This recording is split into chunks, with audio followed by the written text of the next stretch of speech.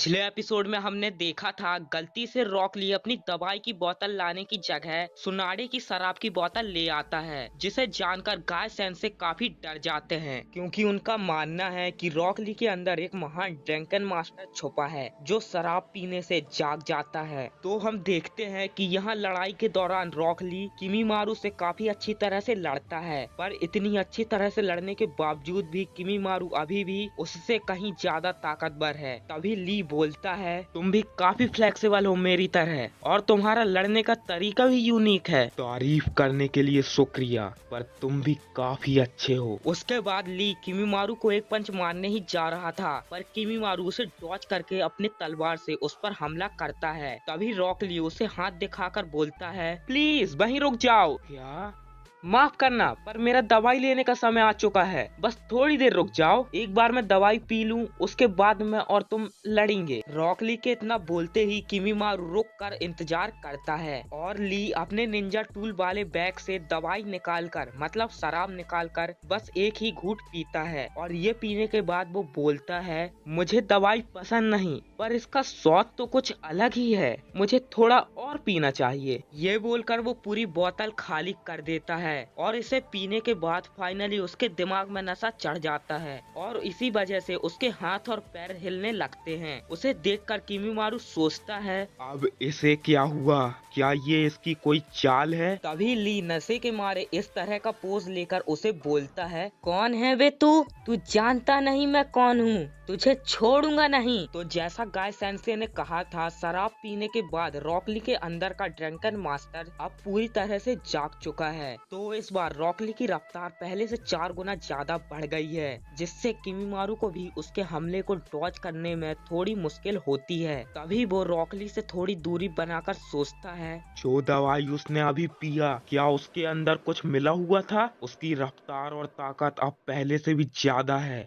अबे आना, ऐसे घूर घूर के क्या देख रहा है? क्या तूने कभी मेरे जैसा हैंडसम लड़का नहीं देखा? ली ये बोलकर वो घास पे लेटकर खर्राटे मारते हुए सो जाता है। अब इसे क्या हुआ? क्या वो सो गया? मुझे उसके नजदीक जाना होगा। जब किमीमारू रॉकली के नजदीक पहुंचता है तो वो उसे सोता हुआ देखकर एक आखिरी हमला करने जा ही रहा था, पर ली सडनली उसकी तलवार पकड़कर बोलता है, अप्रैल फूल, पर एक सेकंड, ये तो जुलाई है। रॉकली ये बोलने के बाद उसके सीने पे बार बार पंच मारकर उसे नीचे गिरा देता है। फिर वो बहुत ही ज्यादा खुश होकर बोलता है, गाय सेंसे, मैं आपका स्टूडेंट, आपको दोबारा कभी निराश नहीं करूंगा, ये मेरा वादा है। ये बोलकर वो फिर से घास में गिरकर सो जाता है और खर्राटे मारने लगता है। किमीमारू को ये सब कुछ भी समझ नहीं आ रहा है कि वो ऐसा बर्ताव क्यों कर रहा है। जब किमीमारू फिर से उसके पास आता है तब रॉकली दोबारा से खड़े होकर नीचे बैठकर सो जाता है। किमीमारू उसकी इस हरकत का कारण जानने के लिए नीचे गिरा हुआ बोतल को उठाकर सूंघता है।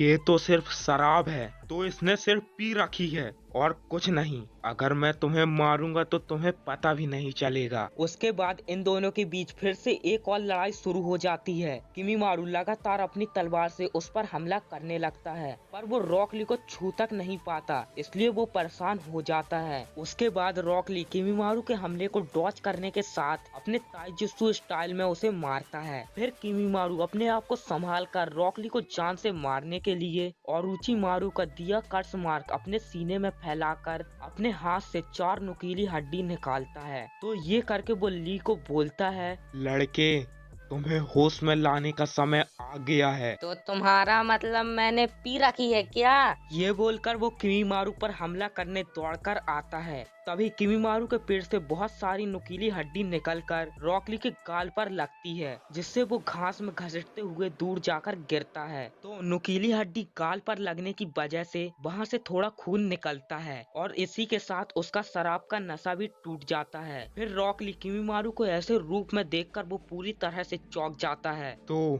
आखिरकार तुम होश में आ ही गए। तुम्हें क्या हुआ? ये मेरी खासियत है। एक आम इंसान के शरीर में 206 हड्डियाँ हड्डियां होती हैं, पर मेरे अंदर उससे कहीं ज्यादा है तो ये हड्डी ना, और इसे तोड़ना मेरी खासियत है। ये बोलने के बाद जब रॉक ली उस पर हमला करता है, तब किमीमारू अपनी बॉडी के हर एक हिस्से से हड्डियां निकालकर वो बहुत ही बुरी तरह से ली को जख्मी कर देता है, जिस वजह से वो नीचे गिरकर बेहोश हो जाता है। दूसरी तरफ शिकामारू अभी भी अपनी शैडो से उसका गला दबाने की कोशिश करने में लगा है, लेकिन चाकरा कम होने की वजह से उसका शैडो धीरे धीरे छूटता जा रहा है। शिकामारू बहुत सोचता है कि इस सिचुएशन में तायुया को कैसे रोके, लेकिन वो अभी भी जिस हालात में है उस हालात में कुछ भी स्ट्रेटेजी सोचना लगभग नामुमकिन है। तो इस बार उसका चाकरा कम होने की वजह से उसका जुत्सु पूरी तरह से खत्म हो जाता है और तायुया उसकी शैडो की पकड़ से आजाद हो जाती है। तभी इस तरफ कीवा को बहुत गहरी चोट लगने की वजह से वो ज्यादा दूर भाग नहीं पाता है, इसीलिए इसकी बदकिस्मती से उकोन उसके पास पहुंच जाता है। रॉक ली, शिकामारू और कीवा इन तीनों की जान खतरे में है। किमीमारू, तायुया और उकोन एक ही वक्त पर एक साथ इन तीनों के ऊपर हमला करते हैं। वैसे ली तो बेहोश है, लेकिन शिकामारू और कीवा उन दोनों को हमला करते हुए देखकर एक साहसी निंजा की तरह मुस्कुराकर अपनी मौत को स्वीकार कर लेते हैं। और यहीं पर इस एपिसोड की एक्सप्लेनेशन खत्म होती है। अगर आपको ये वीडियो पसंद आया तो प्लीज लाइक करके एक प्यारा सा कमेंट कर दीजिए, और अगर आप हमारे चैनल पर नए हो तो उसे सब्सक्राइब करके उस बेल आइकन को ऑल पे प्रेस कर दीजिए। तो अपना ध्यान रखना, मिलते हैं 2 दिन बाद नेक्स्ट वीडियो में, तब तक के लिए टाटा, गुड बाय।